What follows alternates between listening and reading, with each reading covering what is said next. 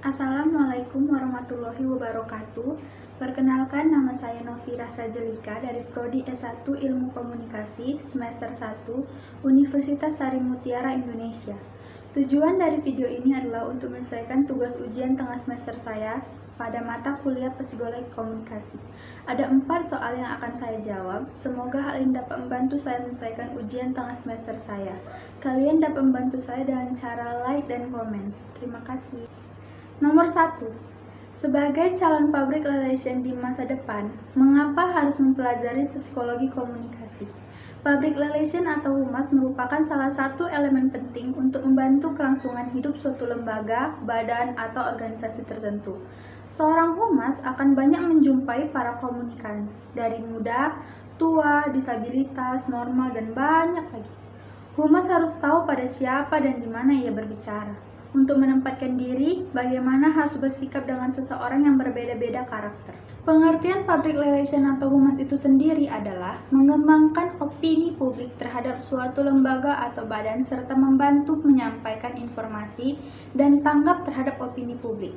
Hubungan antara seorang public relation dengan psikologi komunikasi, yaitu dengan ilmu komunikasi, seorang PR akan lebih efektif mengetahui bagaimana komunikasi yang baik, juga dibantu dengan bagaimana kita bisa memahami orang lain dengan gejala-gejala yang terlihat lewat perilaku, bahasa tubuh, gaya bicara, serta tanda-tanda lain ketika kita berkomunikasi dengan orang lain, sehingga kita bisa mengambil langkah yang efektif untuk berkomunikasi. Selanjutnya, nomor 2.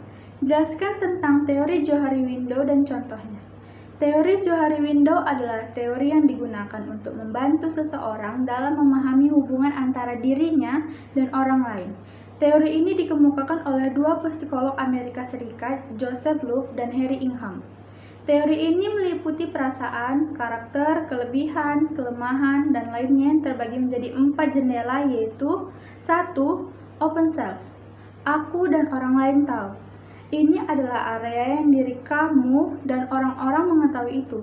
Misal, identitas kamu, curhatan antara kamu dan temanmu, uploadanmu di sosial media, dan banyak lagi yang kamu dan orang lain mengetahuinya. 2. Hidden self, atau aku tahu, orang lain tidak tahu.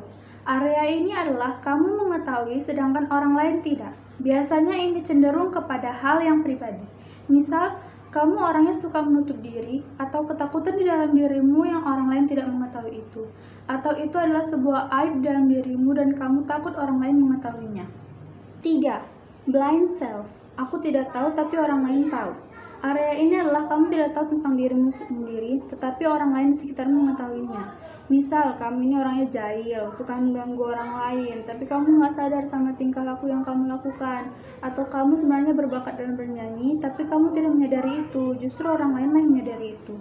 Karena mereka sering mendengarmu bersenandung, bernyanyi, dan suaramu tuh sangat merdu gitu. 4. Unknown self. Aku dan orang lain tidak mengetahui itu. Area ini sangat sulit karena tidak ada yang mengetahui diri sendiri dan orang lain. Misal, kamu sebenarnya memiliki jiwa pemimpin, namun kamu tidak mengetahui itu karena kamu tidak pernah menjadi seorang pemimpin, ataupun mencoba menjadi seorang pemimpin. Makanya penting banget yang namanya eksplorasi, belajar menantang diri sendiri. Tinggalin yang namanya comfort zone atau zona nyaman, karena nyaman gak selamanya bikin kamu merasa tenang. Terkadang nyaman malah merusak apa yang seharusnya kita lakukan. Jalan di tempat atau maju jalan. Soal selanjutnya, nomor 3. Jelaskan tentang komunikasi intrapersonal. Komunikasi intrapersonal adalah komunikasi antara diri sendiri atau pembicaraan antara jiwa kita dengan Tuhan. Misalnya, kita berdoa, bersyukur, introspeksi diri saat bercermin. Terkadang kita sering berbicara kepada diri sendiri seperti, kamu ini jangan malas-malas, tugasmu menumpuk, kenapa malah rebahan? Di luar sana ada ratusan juta manusia yang akan menempati cita-citamu. Stop rebahan setiap hari. Ya kan, terkadang kita suka deep talk dengan diri sendiri sebagai reminder atau peringatan kecil untuk diri sendiri gitu. Soal yang terakhir, nomor 4. Jelaskan tentang konsep diri dan pengaruhnya terhadap diri kita. Konsep diri adalah pandangan, gambaran, keyakinan, dan penghargaan atau perasaan terhadap diri kita sendiri. Konsep diri ini terbentuk karena adanya gambaran diri yang pembentuknya melalui proses bertanya atau berbicara kepada diri sendiri. Konsep diri berkaitan dengan pandangannya terhadap keadaan fisik.